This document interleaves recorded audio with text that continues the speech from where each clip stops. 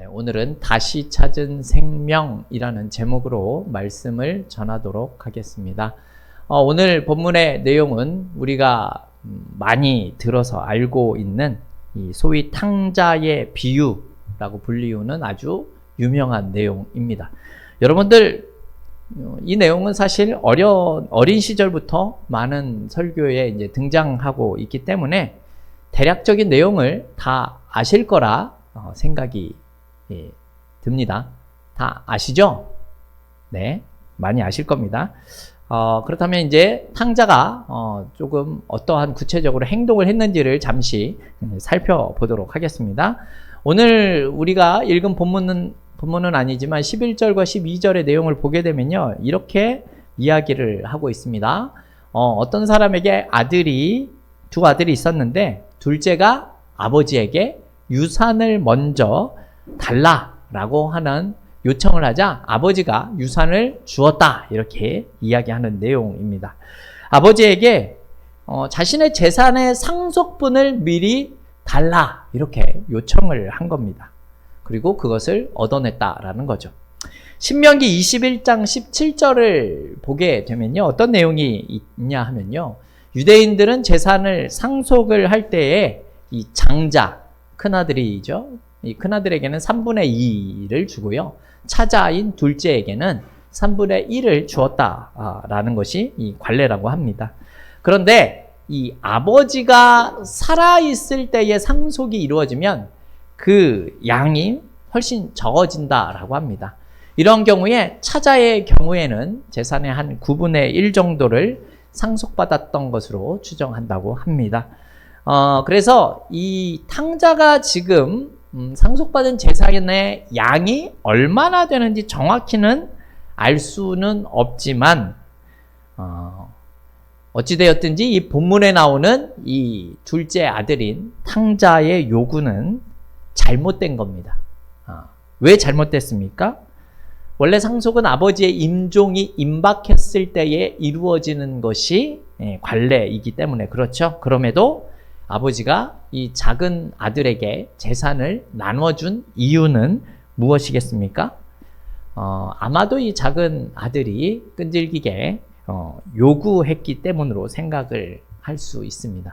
근데 여러분 잘 생각을 해보십시오.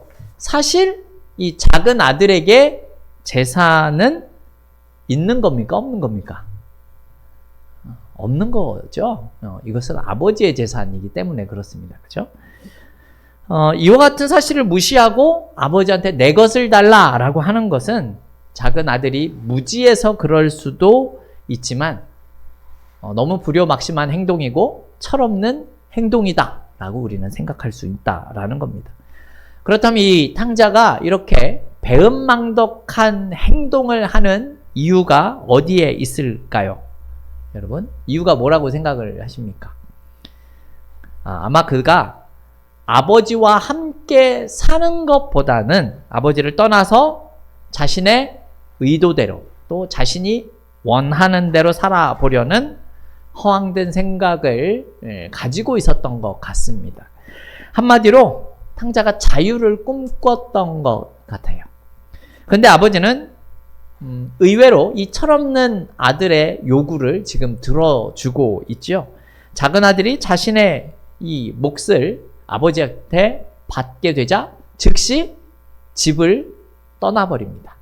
13절을 보게 되면 어떤 내용이 있냐 하면요, 이 작은 아들이 먼 나라에 가서 허랑방탕하며 그 재산을 허비해버렸다, 이렇게 말씀하고 있습니다. 여러분, 허비해버렸다라는 말이 우리나라 말은 무슨 뜻인지 잘 아시죠?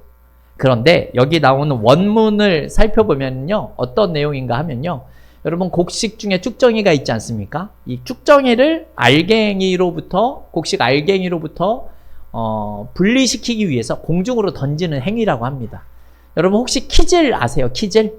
네, 키질을 하는 것과 비슷한 행위입니다. 이것을 허비하다라는 뜻을 가지고 있는 모습이다라고 합니다.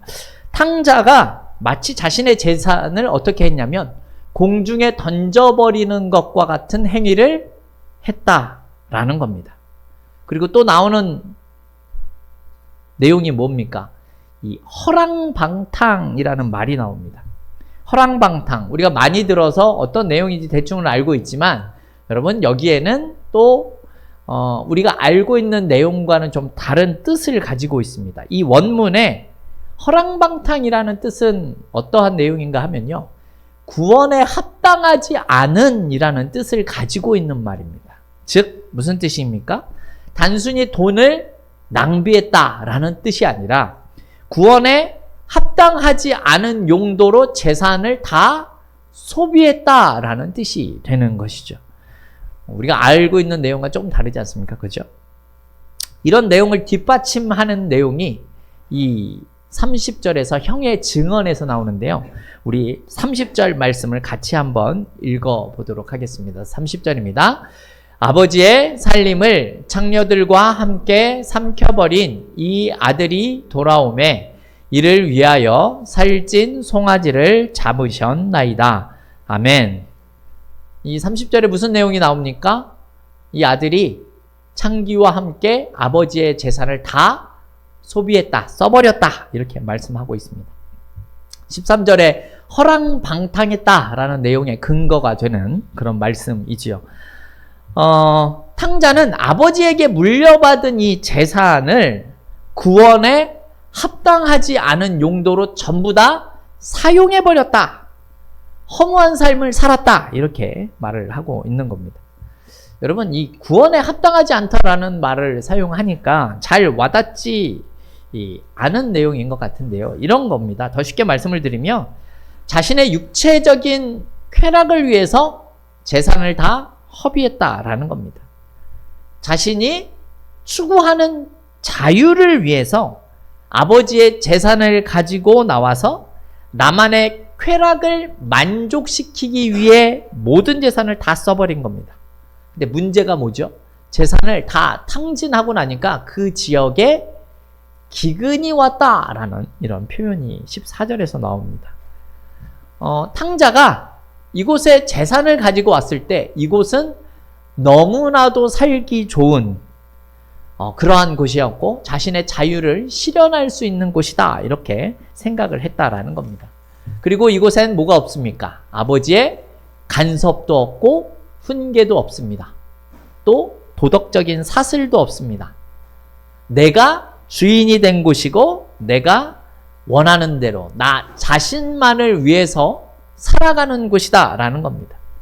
한마디로 내 자유를 실현시킬 수 있는 곳이었다라는 겁니다. 그런데 재물이 사라지자 어떻게 됩니까? 기근을 만나서 궁핍에 처하게 되는 겁니다. 더세움교회 성도 여러분, 오늘 본문의 탕자의 이 비유를 보면 자유의 기회를 이 아들이 원하고 있고요. 그리고 아버지는 이 자유의 기회를 주고 있습니다. 그죠? 그런데 이 탕자는 지금 이 자유를 어떻게 이해하고 있는 줄 아십니까? 탕자는 이 자유를요, 방탕으로 이해를 하고 있는 겁니다. 방탕. 여러분, 허랑방탕이 원래 무슨 뜻이라고 했습니까? 구원에 합당하지 않은 뜻이다 라고 했습니다. 탕자는 자신에게 주어진 이 자유에 대해서 구원에 합당하지 않은 시간과 물질을 낭비하고 있었다라는 뜻이 되는 것이죠. 자신이 그토록 바라고 원했던 자유에 대해서 구원에 합당한 일을 하거나 좋은 일을 하는 일에 사용되는 것이 아니라 낭비하고 허비하는 일로 모든 재산을 탕진했다라는 겁니다. 방탕했습니다. 그 결과가 무엇입니까? 기근을 만나게 됩니다. 한마디로 고통을 당하게 되는 것이죠. 자신이 추구했던 자유의 대가가 지금 고통으로 보여지고 있다라는 겁니다. 여러분, 그렇다면 이런 생각도 한번 해볼 수 있을 것 같습니다. 아버지가 이 아들에게 자유를 허락한 이유가 무엇이라고 생각을 합니까? 그가 자유를 원했기 때문이죠. 그렇다면 어떠한 마음일까요? 다른 의미로 말씀을 드리자면 아버지는 이 아들이 자신이 원하는 자유에 대해서 본인이 책임질 수 없다라는 사실을 깨닫게 하기 위해서 이와 같은 것을 허락했다라는 겁니다. 왜냐하면 우리는 자유를 올바르게 사용할 능력과 실력을 갖추고 있지 못하기 때문이다라는 거죠. 오늘 나오는 탕자를 비롯해서 우리는 사실 모두가 자유를 꿈꾸면서 삽니다. 그렇죠? 예. 자유롭게 살지 않기를 원하는 사람은 거의 없을 거예요. 그런데 우리가 깨달아야 하는 것은 우리가 가지고 있는 이 자유에 대한 의지가 꽤 왜곡되어 있다라는 사실을 우리가 생각할 수 있어야 한다라는 겁니다. 그런데 이제 이 아들이 정신을 차리는 거죠. 17절을 보면 스스로 돌이켜라는 말씀이 나옵니다. 이제 깨닫게 된 거예요. 이 아들이. 그리고 아버지께로 돌아갈 마음을 먹습니다. 그런데 본인이 못할 짓을 했다라는 사실도 깨닫게 된 것 같아요. 그래서 어떤 마음을 보게 되냐면 19절을 보면요. 자신이 아버지 밑에 있는 많은 품꾼들 중에 하나로 생각해 줬으면 좋겠다라는 그런 취지의 말을 하고 있습니다. 왜냐하면 아버지 밑에 있는 품꾼들은요. 양식이 풍족했기 때문에 그렇습니다. 이런 마음을 가지고 집으로 돌아옵니다. 그런데 멀리서 돌아오는 탕자의 모습을 아버지가 발견해요. 여러분 어떻습니까? 아버지가 어떻게 하죠? 달려가서 목을 안고 입을 맞추었다라고 이렇게 이야기를 합니다. 그리고 집으로 돌아오게 되죠. 집으로 돌아와서는 이러한 모습을 보여줍니다. 오늘 본문 22절과 23절 말씀인데요. 우리 한 목소리로 읽어보도록 하겠습니다. 아버지는 종들에게 이르되 제일 좋은 옷을 내어다가 입히고 손에 가락지를 끼우고 발에 신을 신기라. 그리고 살찐 송아지를 끌어다가 잡으라. 우리가 먹고 즐기자. 아멘. 여러분 꽤 놀라운 모습이지 않습니까? 배은망덕한 일을 행했던 아들이 돌아왔습니다. 아버지의 모든 재산을 허비하고. 그런데 아버지는 이 아들을 혼내거나 꾸짖지 않습니다. 오히려 큰 잔치를 벌이고 즐기자라고 이렇게 말을 하고 있다라는 겁니다. 여러분이 이런 아들을 두고 있다면 여러분들 이렇게 하실 수 있겠습니까? 쉽지 않아요. 그죠? 쉽지 않습니다. 오히려 이 집안에 있는 큰 아들과 같은 모습을 보이는 것이 아주 일반적인 모습이다라고 생각을 합니다. 이 집의 큰 아들은 어떤 모습을 보이고 있죠? 여러분 25절에서 29절의 내용이 그 내용인데 그 내용을 제가 좀 말씀을 드리겠습니다. 집을 나간 아들과는 다르게 큰 아들은 어떻게 했습니까? 자기 자리를 묵묵히 잘 지키고 있었습니다. 최소한 이 큰아들은 작은 아들과는 다른 모습을 보여주죠. 그는 아버지에게 자신의 분깃을 요구하지도 않았고 겉으로 아버지의 마음을 아프게 하는 일을 행하지도 않았다라는 겁니다. 이런 큰아들이 지금 밭에서 일하다가 돌아왔어요. 그런데 집에서 풍악소리와 춤추는 소리가 들리는 겁니다. 누가 보더라도 이 잔치집에서 나는 소리입니다. 그래서 자신의 종 하나를 보내서 무슨 일이 있는지를 알아보게 하죠. 그래서 이 큰아들이 종으로부터 이야기를 듣고 이제 화를 내고 있습니다. 그 모습을 본 아버지가 이 큰아들에게 나와서 권면을 하죠. 그러자 이제 큰아들은 자신의 입장을 이야기를 합니다. 뭐라고 이야기를 합니까? 나는 동생과는 다른 모습을 보였지 않습니까? 무슨 말인가 하면 나는 동생보다 의롭다라는 뜻으로 이야기를 하는 겁니다. 그러면서 앞서 말씀을 드렸지만 30절에 뭐라고 나오죠?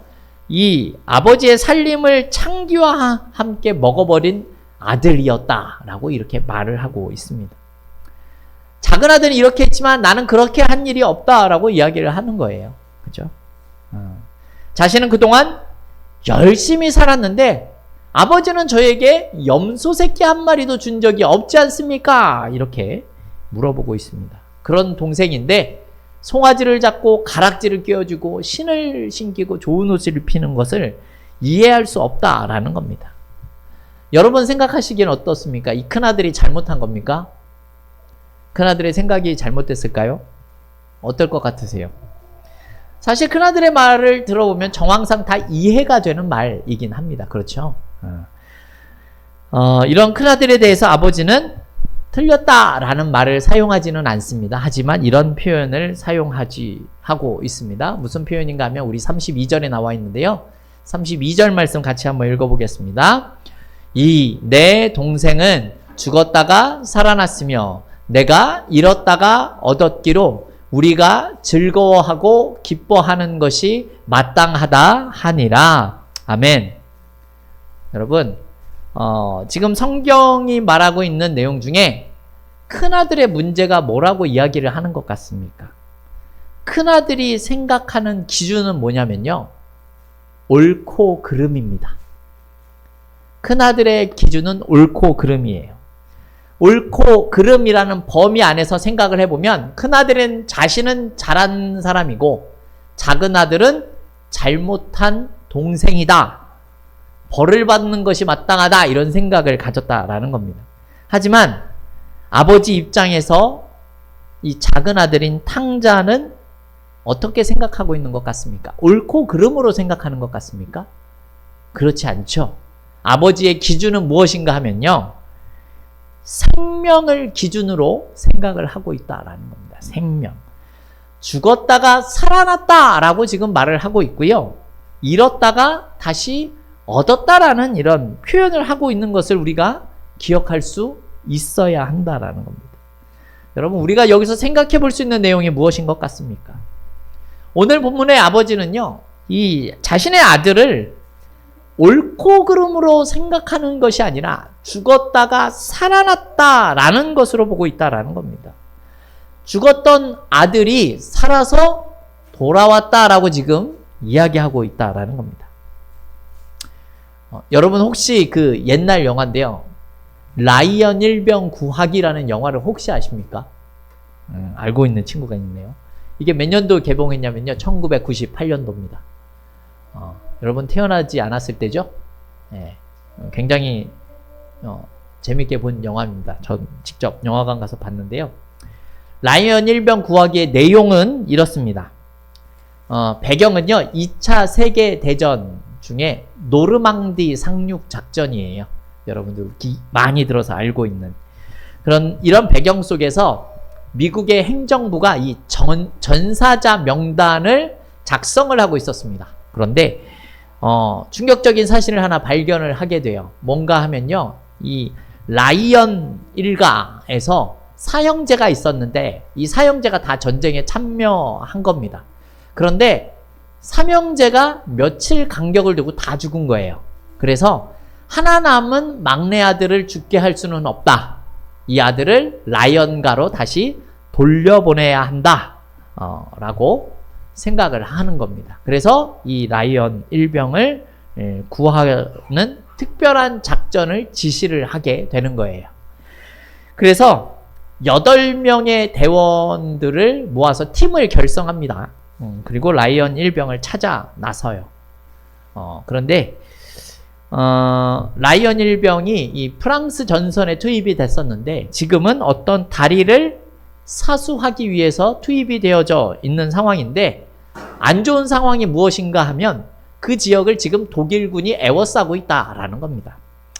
단 한 명의 목숨을 구하기 위해서 지금 8명의 팀원이 자신의 목숨을 감수해야 하는 상황이 온 거예요. 이 팀원들이 그래서 어떤 생각을 하냐면요. 이 라이언 일병 한 사람을 구하기 위해서 8명의 목숨이 위험하게 되는 것이 이게 가치가 있는 일인가? 이게 맞는 일인가? 라는 혼란을 겪게 됩니다. 그리고 결국 라이언 일병을 찾게 되고 그곳으로 향하게 돼요. 근데 라이언 일병에게 집으로 돌아가자 했는데 안 간다라고 이야기를 합니다. 안 가는 이유가 무엇인가 하면요. 여기 남아있는 동료들을 버려두고 자기만 혼자 어떻게 집으로 돌아가겠느냐라고 이야기를 해요. 그래서 어떻게 하냐면요. 결국 라이언 일병은 돌아가지 않고요. 그를 찾으러 왔었던 8명의 이 팀원들도 같이 그 다리를 사수하기 위해서 전쟁터에 남게 됩니다. 그리고 아주 치열한 전투가 벌어지게 돼요. 그런데 결국 그 다리도 사수하고 라이언 일병은 전투가 끝나고 집으로 돌아가게 됩니다. 그런데 문제는 뭐냐면 그를 구하기 위해서 갔었던 8명의 팀원들 중에서 6명이 죽게 됩니다.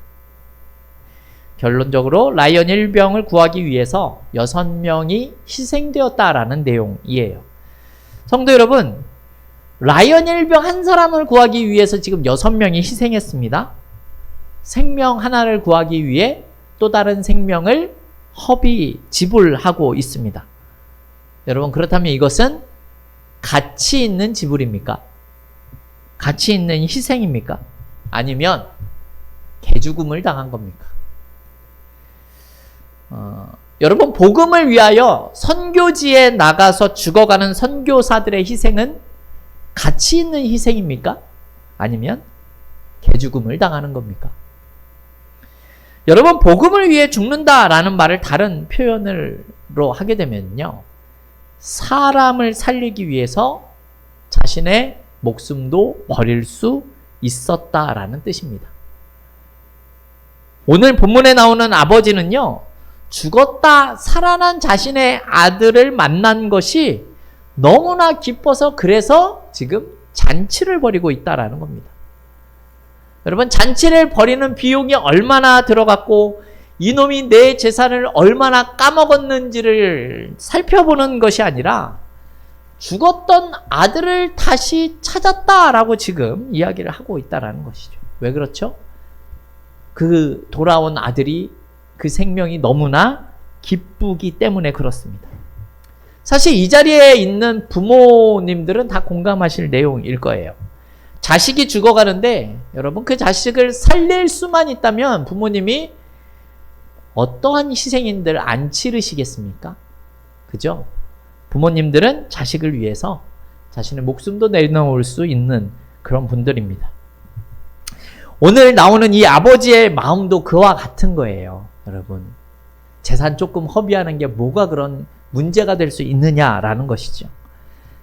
내 아들이 다시 살아 돌아왔는데 그것만큼 기쁜 것이 어디에 있겠느냐라고 이야기를 하는 겁니다.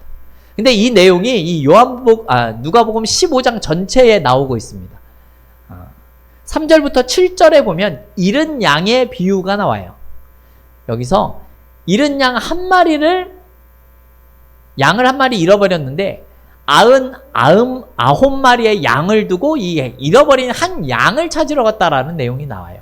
그리고 찾고 나서 너무 기뻐서 잔치를 벌인다라고 이야기를 하고 있습니다. 그죠? 여러분, 99마리를 놔두고 한 마리를 찾으러 가는 것, 어떻습니까? 그리고 그 이후에 나오는 잃은 드라크마의 비유도 나오고 있죠. 잃어버린 한 드라크마를 찾게 되자 이웃들과 잔치를 벌였다라는 내용이에요. 여러분, 한 드라크마는 한 데나리온과 같은 액수입니다. 하루치 1당. 여러분, 하루치 1당 잃어버렸는데 그 1당 찾았다고 잔치를 벌여요. 잔치에 들어가는 비용이 더 크지 않습니까? 그죠? 하지만 여기서 말하고 있는 내용이 무엇입니까? 오늘 본문을 통해서 이야기하고 있는 것은요, 잃어버렸던 것을 다시 찾았더니 너무나 기뻐서 잔치를 벌일 수밖에 없다라는 내용을 하고 있는 거예요. 얼만큼 비용이 소비되었는지를 계산기를 두드려 재무제표를 만드는 게 아니라 찾은 기쁨이 너무나 크다라는 사실을 이야기하고 있는 겁니다. 오늘 본문에 나오는 내용으로 하면 죽었던 아들을 다시 찾아낸 게 너무나 기쁘다라고 지금 이야기를 하고 있다라는 겁니다. 여러분, 이런 내용을 봤을 때 하나님께서 가장 기뻐하시는 것이 무엇이라고 생각하십니까?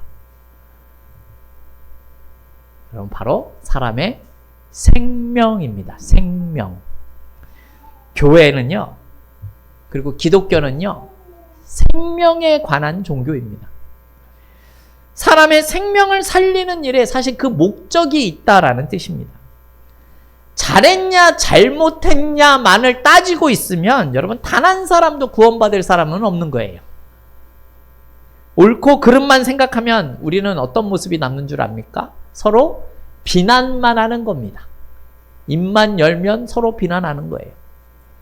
성도 여러분, 예수 그리스도께서 이 땅에 오셔서 십자가에 달리신 이유가 무엇이라고 생각을 합니까? 사람을 살리기 위해서 아닙니까? 그죠? 오늘 본문에 나온 큰아들과 같이 잘했냐 잘못했냐를 예수님이 따지러 온 게 아니라 사람을 살리기 위해서 이 땅 위에 오셨다, 이렇게 말씀하는 겁니다. 하나님이신 예수님이잖아요. 사실 우리네 인간을 다 쓸어버리고 다시 창조해도 아무런 문제가 없는 그런 존재들입니다. 그런데 굳이 자신의 생명을 지불해서 우리를 살리실 이유가 어디에 있었겠습니까? 여러분, 옳고 그름만 따지면 예수님은 왜 우리를 위해서 그런 일을 행할 필요가 있었냐라는 거예요. 이것은 옳고 그름의 문제가 아니기 때문에 그렇습니다. 생명의 문제이기 때문에 그렇다라는 겁니다. 생명의 가치를 두면 이런 일들이 가능하다라는 말씀을 하고 있는 거예요. 여러분, 이런 내용이 뜻하는 바가 무엇인 줄 아십니까? 우리 믿는 성도들도 예수님과 같이 사람을 살리는 일에 부름을 받았다라는 그런 뜻이 되는 겁니다. 그래서 여러분, 교회는요, 사람을 얻으면 다 얻는 겁니다. 여러분, 교회는요, 사람을 잃으면 다 잃는 겁니다.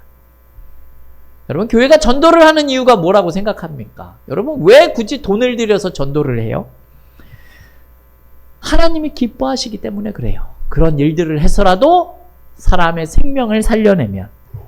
여러분, 왜 새신자 교육을 하고 학습을 받고 세례를 받는 이유가 뭐라고 생각하십니까? 여러분, 그런 모습들이 새로운 생명을 얻었다라는 증표가 되기 때문에 이러한 일들을 하는 겁니다. 그렇다면 이렇게 전도하는 일이 특별한 몇 사람에게만 주어진 일이라고 생각하십니까? 아닙니다. 여러분, 우리는 모두 다 전도하는 일에 부름을 받은 사람들이에요. 그렇게 살아가는 것이 맞는 겁니다. 이 말은 우리가 사람을 살리는 일에 사용될 수 있다라는 뜻이 되는 겁니다. 여러분, 의사면 생명을 살리는 게 아닙니다. 여러분, 우리도 생명을 살리는 사람이 될 수 있다라는 것이죠. 더세움교 성도 여러분, 하나님께서는요, 예수 그리스도를 이 땅 가운데 보내셔서 우리의 생명을 살리셨습니다. 하나님이신 예수님께서 우리의 생명을 살리기 위해서 자신의 목숨을 던지는 것으로 이 모든 일들이 가능할 수 있었다라는 것입니다. 그리고 그렇게 해서 생명을 찾게 된 우리들을 너무나 기뻐하신다라는 내용이 오늘 본문의 말씀이다라는 것이죠.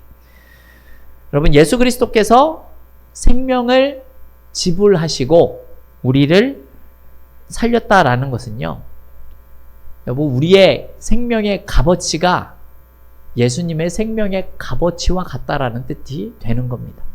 이해되십니까?